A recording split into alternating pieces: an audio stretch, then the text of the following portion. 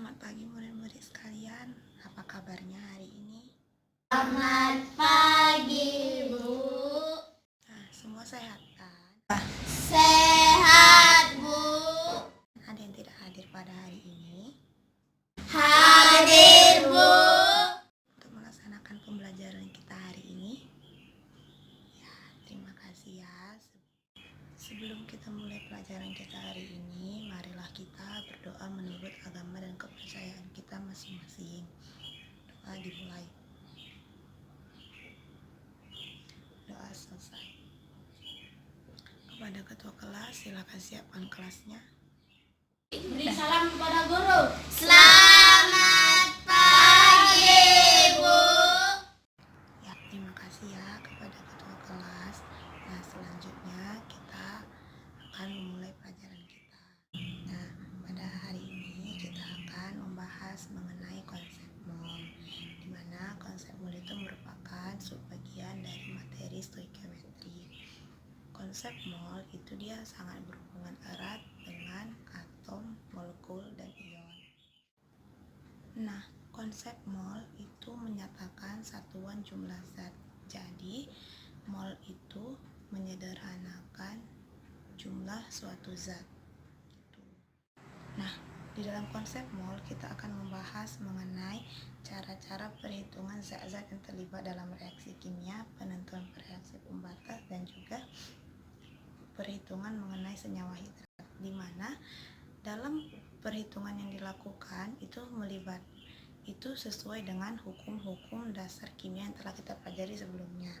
Nah, sekarang Ibu ingin bertanya mengenai hukum-hukum dasar kimia kepada Ibu, murid-murid Ibu sekalian, yaitu ada berapa hukum dasar kimia? Hukum kekekalan massa atau hukum Lavoisier. Hukum perbandingan tetap atau hukum Roche. Hukum kelipatan perbandingan atau hukum Dalton. Hukum perbandingan volume atau hukum Gay-Lussac. Dan hipotesis Avogadro. Nah, di mana tujuan pembelajaran kita hari ini adalah peserta didik Ibu sekalian dapat menghitung massa atom relatif atau AR dan massa molekul relatif atau MR dari suatu zat. Kemudian peserta didik Ibu sekalian dapat menghubungkan antara konsep mol dengan massa zat dan juga dengan volume zat dan juga dengan jumlah partikel dari suatu zat. Pada pembelajaran mengenai hukum-hukum dasar kimia, kita kan mempelajari bahwa massa zat sebelum reaksi dan massa zat sesudah reaksi itu harus sama.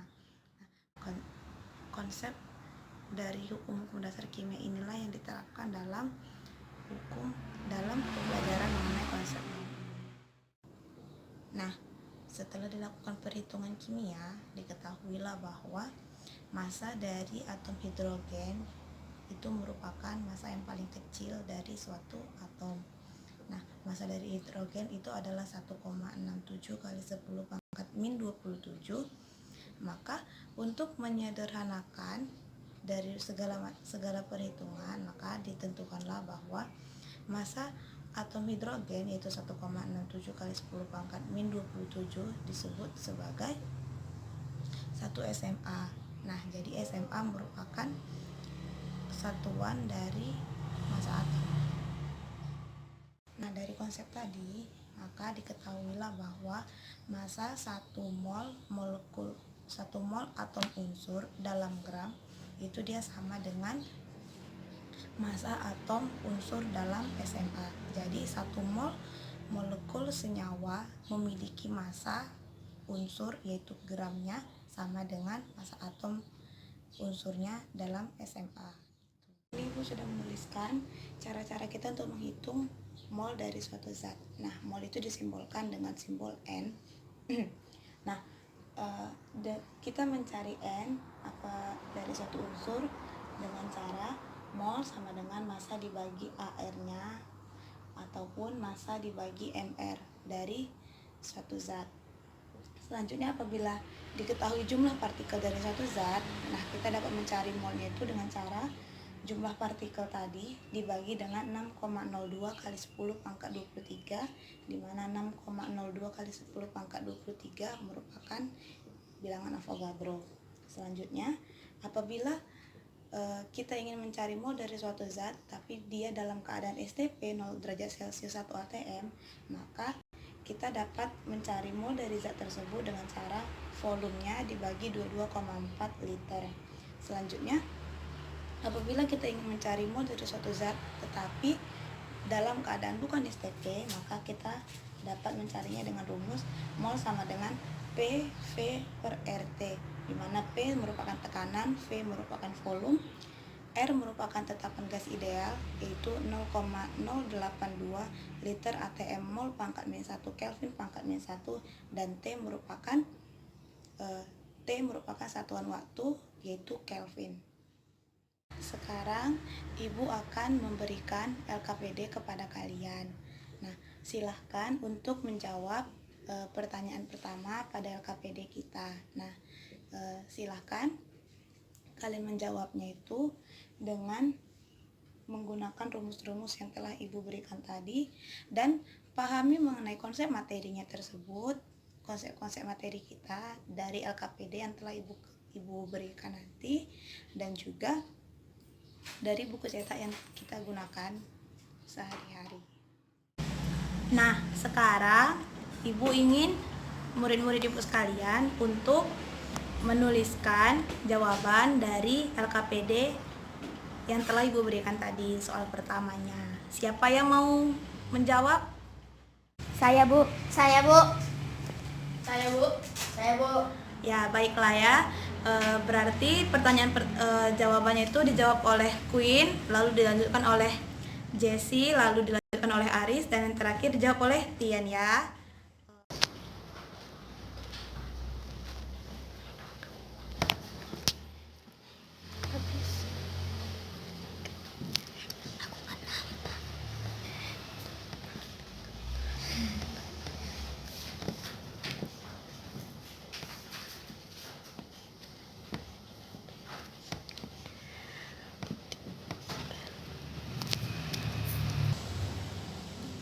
Tuh.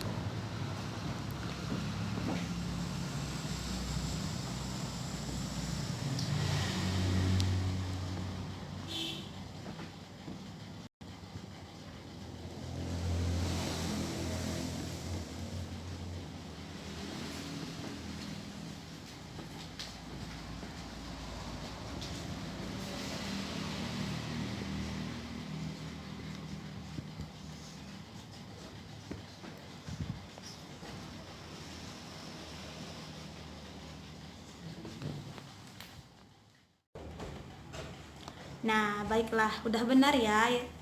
Soalnya dijawab oleh Queen, Tian, Jessie, dan Aris tadi. Nah, sekarang kita lanjutkan pada pertanyaan pertama dari LKPD kita. Siapa yang mau menjawab?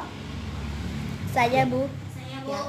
Baiklah, berarti Queen yang mau menjawab ya, Nak ya. Sekarang silahkan kepada Queen untuk maju ke depan mengerjakan soalnya ya. Ya, Bu.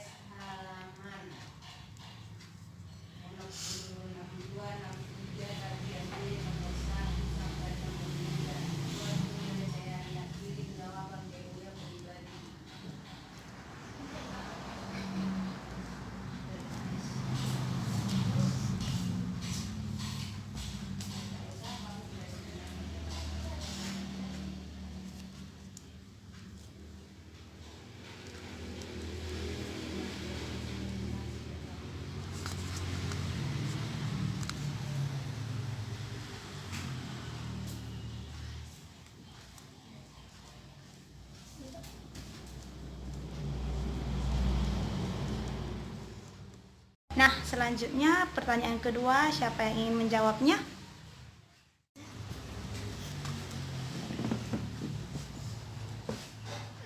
Dibuat jawabnya kan?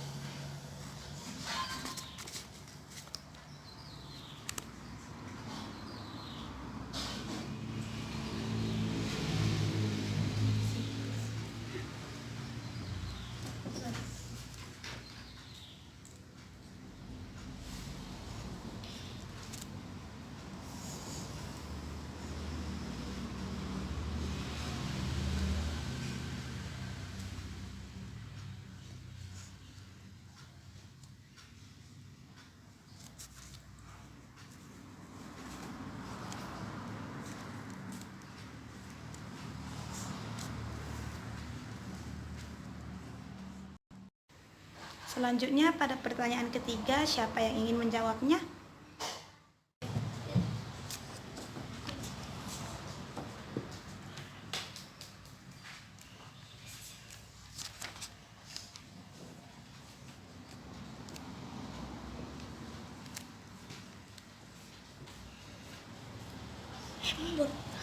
Boleh.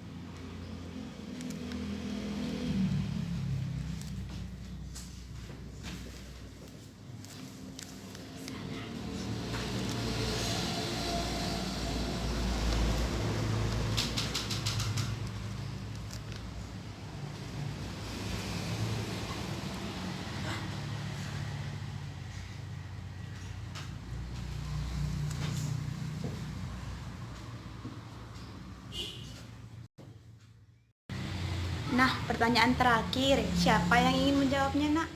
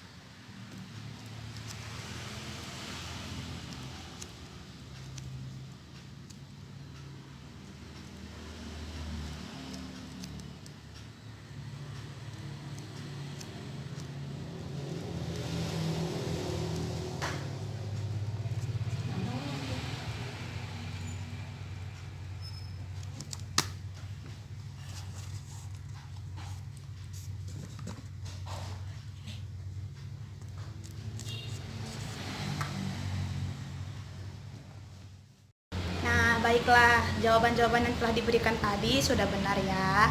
Nah, selanjutnya kita sudah sampai pada akhir pembelajaran kita. Nah, sekarang Ibu ingin murid-murid Ibu sekalian untuk memberikan kesimpulan atas pelajaran yang telah kita berikan tadi.